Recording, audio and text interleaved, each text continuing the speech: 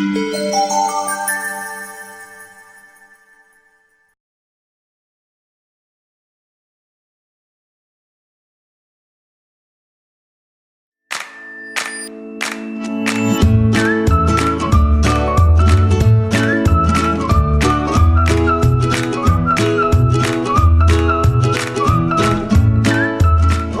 to KCHW's Happy News. I'm Daisy Oz. In this week's show, I'll be presenting a special feature story from my own research library, talking about how order in our outer environment brings more happiness. My special feature story is Declutter for a Happier Being. Have you ever had trouble finding your keys, or those special socks, or a tool that you need right now to fix something? In my case, it's special stones, because why? Stuff literally gets in the way. What about walking into orderly environments, like an art gallery, a grand hotel, even a library? What do they have in common? Order and clarity of their environments. In our TMI society, as I like to call it, we not only have consumerism behaviors, but also lots of mind clutter. And whether that stuff is things in the way or mental TMI blockages, I think many of us experience frustration when finding things, waste time in doing so, and don't feel so good about it. Now there's this new age of minimalism coming around, and declutter is becoming a buzzword. What does that mean and why? I delved into the subject and found lots of research linking to finding more happiness with less stuff on our eyes because it becomes less taxing to the mind. And you can find your keys or socks or stones more easily. Moreover, simplifying in the sense of to-dos, prioritizing connections, social media, computer and cell phone time, life becomes easier and flows. This gives more space for passions and creative time because there is more allotted space to do so. I think that's why art is so pleasing to look at, or why art is becoming a therapy that soothes the soul. And it's been said that it's the space in art that makes it pleasing.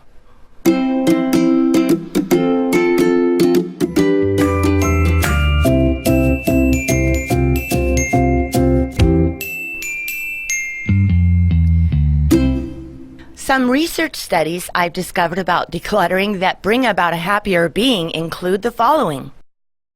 A 2009 study in the Personality and Social Psychology Bulletin found that women who described their homes as cluttered and stressful were more depressed than those who described them as restorative spaces.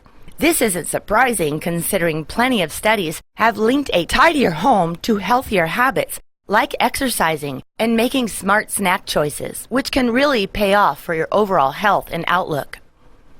In 2016, University of Mexico's Catherine Roster and her colleagues examined how clutter compromises an individual's perception of home and ultimately feelings of satisfaction with life.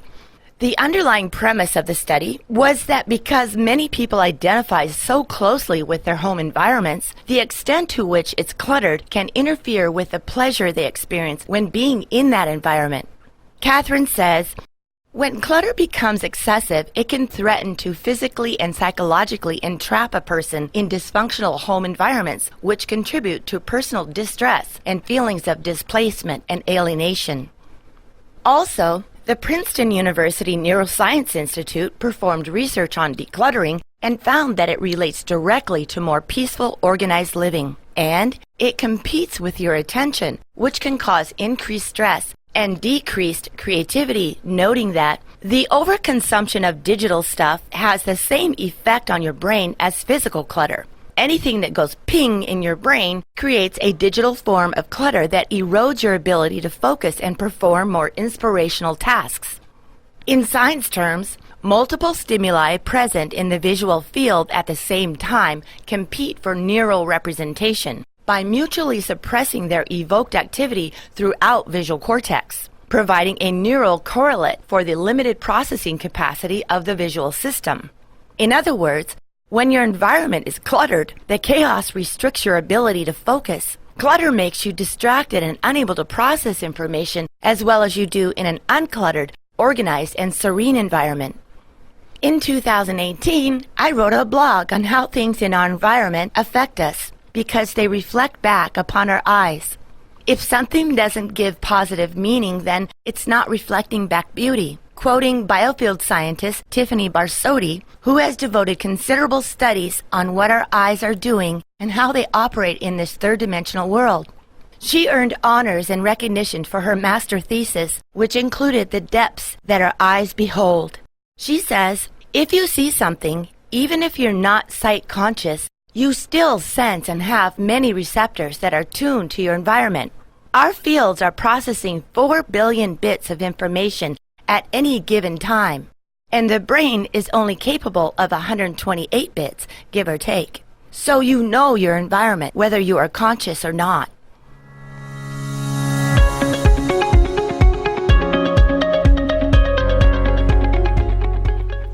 Another word for ordering or intentional placement of items and messages is better known as visual subliminal programming. Subliminal messages are words and images, spoken or seen, that operate below our conscious awareness. They are conveyed in an unconscious way to the subconscious mind, which is somewhat of a closet storehouse for our desires, motives, and past experiences. What about those positive sticky notes placed on our mirrors? Visual cues that are flashed quickly in a few milliseconds have been proven to influence our thoughts and behaviors.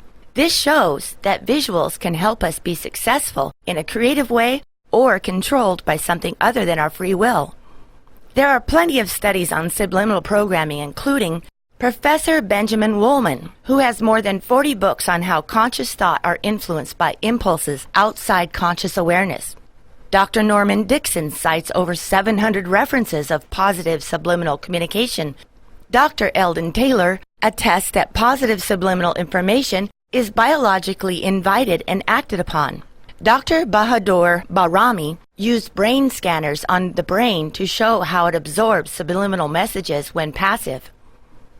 The art of feng shui also appeared in the mirror of my research, showing study after study. When people cleaned up, decluttered, and ordered certain spaces of their homes, their lives changed for the better. In this ancient Chinese art of placement, they say things are energy that reflect back to you in your environment, and that our homes are to mirror Earth's environment we are born in, using the elements of nature in the home for greater peace and flow.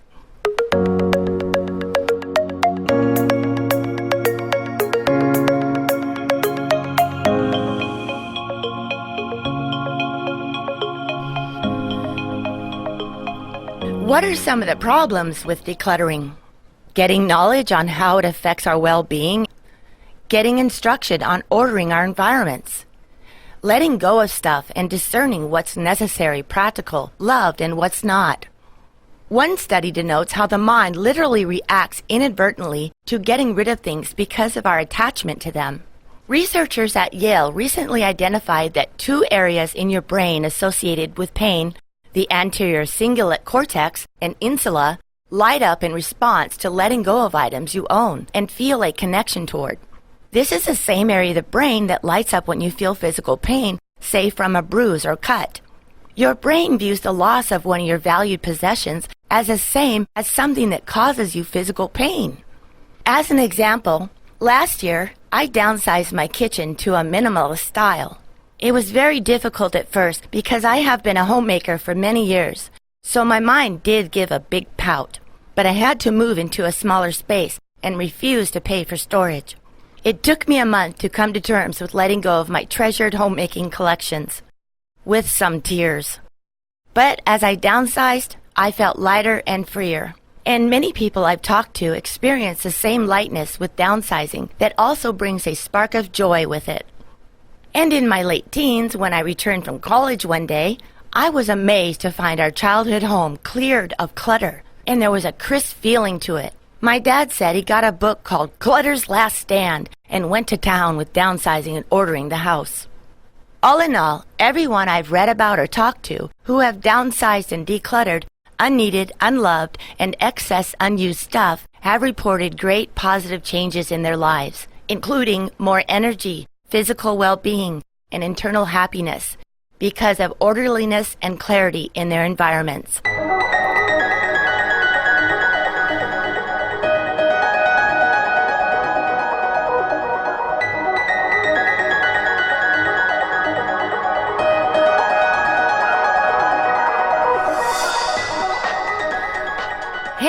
How about a few tips on decluttering?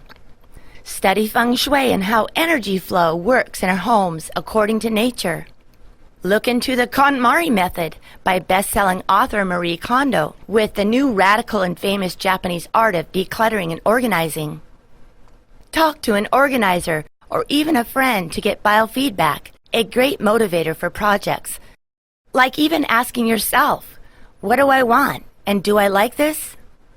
Get to know the research to settle the logical mind and how clutter affects our well-being, health, and happiness. Every little positive programming tool helps these days with so much TMI going on in our minds and environments. Decluttering for a healthier, happier being is refreshing. And you can find your keys, and I can find my special socks and stones.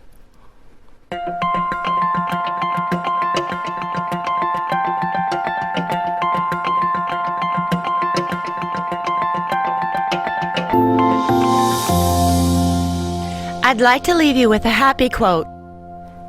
The subliminal aspects of everything that happens to us may seem to play very little part in our daily lives, but they are the almost invisible roots of our conscious thoughts.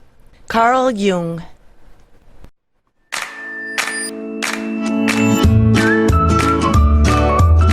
I'm Daisy Oz. Thanks for listening, and I want you to be happy. If you'd like to submit an idea for my show, send me an email, daisy@kchw.org.